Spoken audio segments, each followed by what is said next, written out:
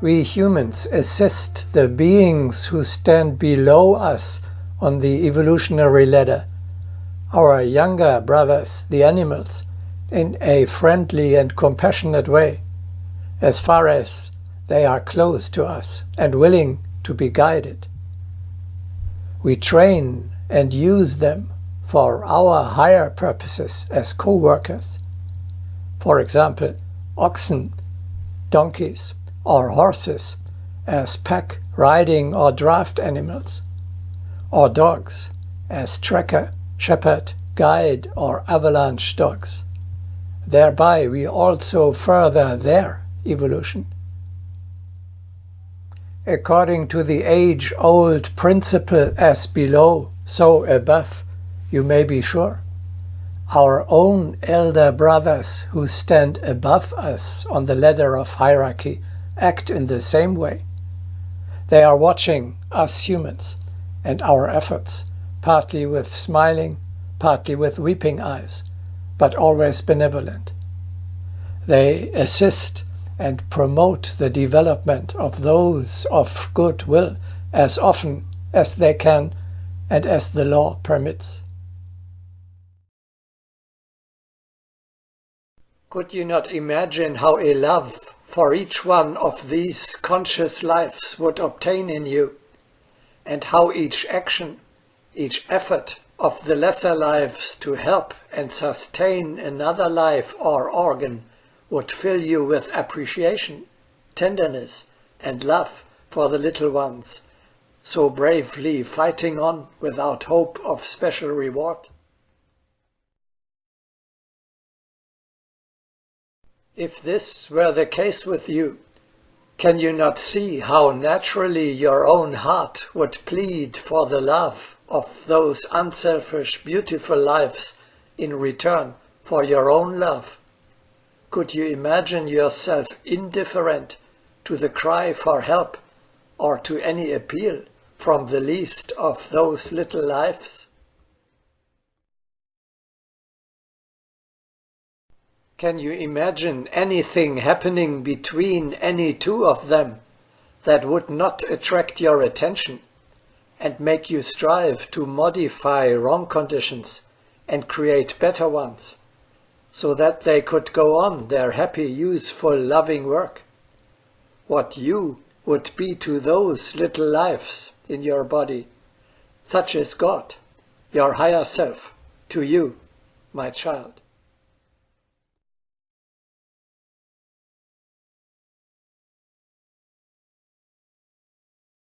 We only await the right time and opportunity to express our gratification and extend a helping hand to our little ones on a lower step of the ladder of life.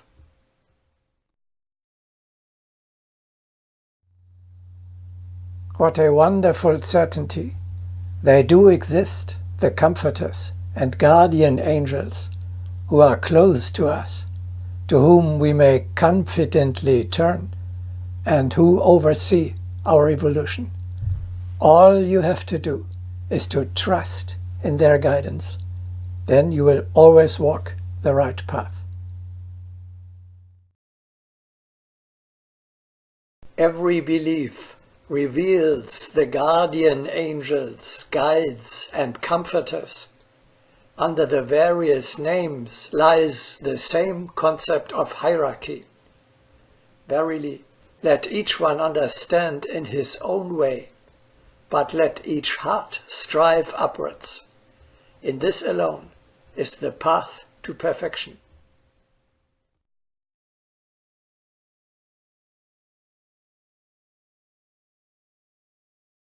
Upon all steps of hierarchy, there is the same transmission and communion. And how majestic is this ladder of immeasurable help!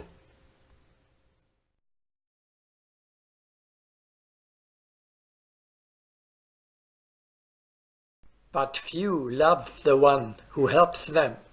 It means that ignorance is great.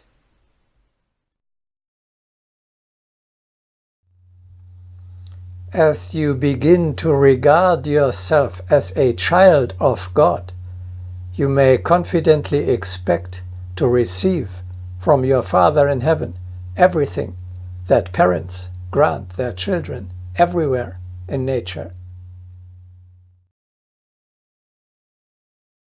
In endeavoring to show the right of man to all things, as well as the probable care for his offspring by what we know as God, by means of the action of divine will on the evolutionary forces of life, perhaps we can do so in no more intelligible manner than by considering the probable action of a normal father and mother toward their children. For here we find one of the most perfect correspondences to the action of the Godhead in and with its creatures. Such a father and mother will never think of their possessions as belonging solely to themselves. All that they are, all that they have, is at the disposal of their children, if those children will make a proper use of it. All just demands are complied with as a matter of course.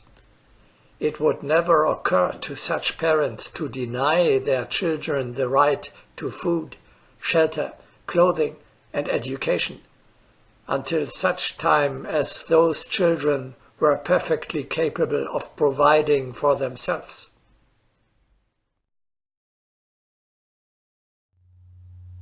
Great masters, leaders of the earthly evolution such as Jesus and Buddha, assist us on our way to the heights. But they are also constantly on the lookout for suitable co-workers, whom they can employ for their higher purposes, in the same way as we make use of the animals.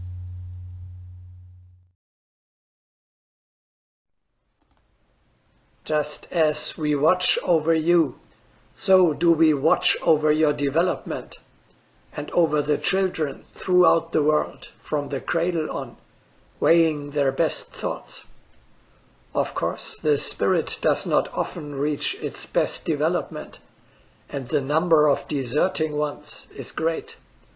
But we rejoice at a pure thought as at a beautiful garden.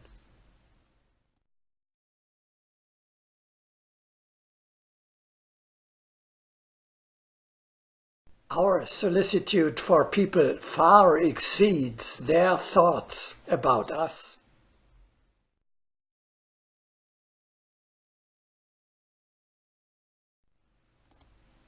Is this higher help for all and everyone, great and small, good and bad alike? Well, here too applies, as below, so above. You have to be ready to serve and to learn.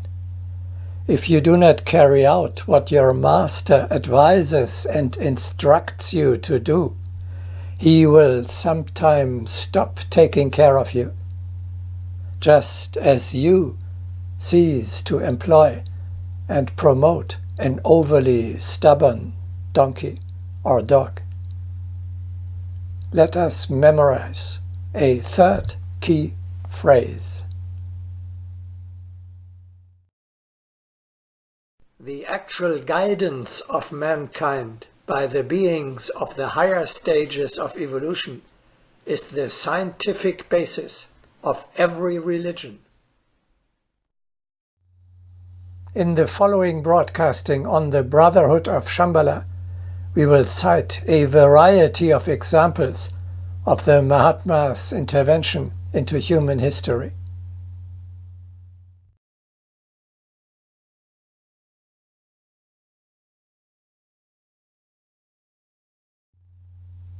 The mysterious concept of disciple and teacher, guru and chela, so alien to the West, is naturally explained on the basis of the principle of hierarchy.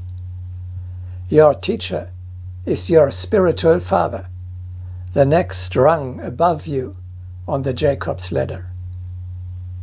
Important for the understanding of the hierarchic principle is to realize you are at the same time both a disciple and a teacher. The chain of hierarchy is formed exactly because you are fastened both to a link above and to a link below you. Everyone is on the ascending line the disciple of a higher one, and on the descending line the teacher of a lower one.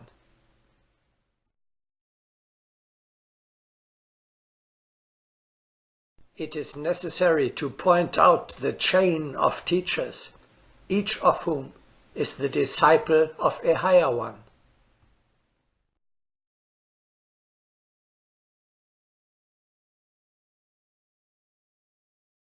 The succession of teachers glows as a string of interplanetary pearls.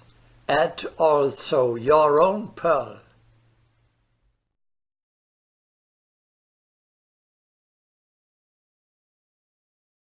It follows there is no absolute, but only relative teachership.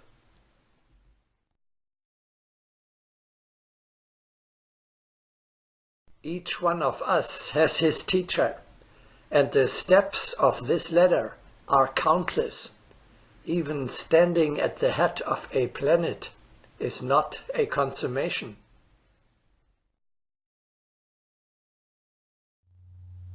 Even Mahatmas, like Jesus and Buddha, are for their part still disciples of a greater one. The Father in heaven of whom Jesus speaks is not God, but the next level above him, his spiritual father, his teacher.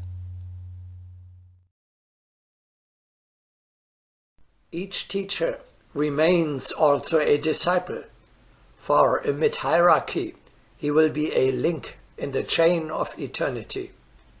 Likewise, in the descending line, each disciple will also be a teacher.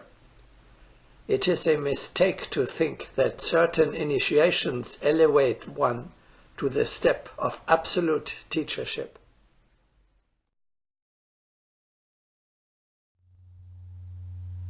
We are talking in more detail about teachership and discipleship in the series The Path of the Disciple.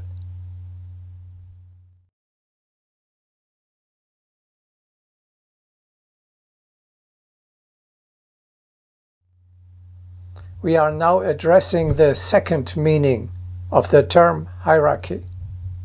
Hierarchy, like truth, justice, beauty, and love, is a fundamental principle that applies throughout the universe. The principle of hierarchy underlies all vital manifestations. The principle of hierarchy leads the entire cosmos. Thus, the law of hierarchy is the leading principle.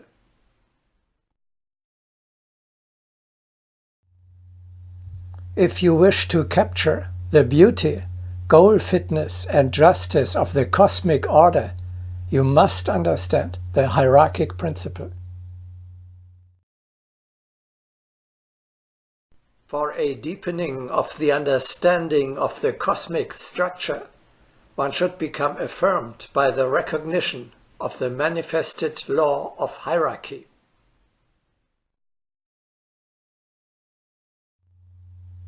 Above all, it is of the utmost importance that you recognize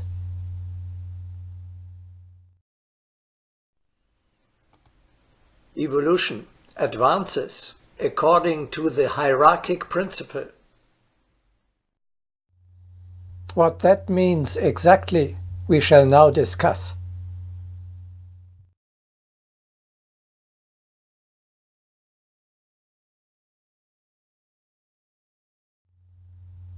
The hierarchic principle says, above takes the lead, below follows. Whoever is higher up on the ladder of hierarchy, who has advanced further on the path to God, takes the lead and indicates the direction. The lower beings follow after the advancing one on the same path he has paved. Only thus can evolution take place. The recognition of the hierarchic principle is a characteristic feature of the new man. He is constantly connected with his teacher, with the next level of hierarchy. He acts in earthly, everyday life upon higher order and according to higher instruction. Verily, the sign of belonging to the sixth race will be the acceptance of the law of the highest leadership, the acceptance of hierarchy in all its magnitude.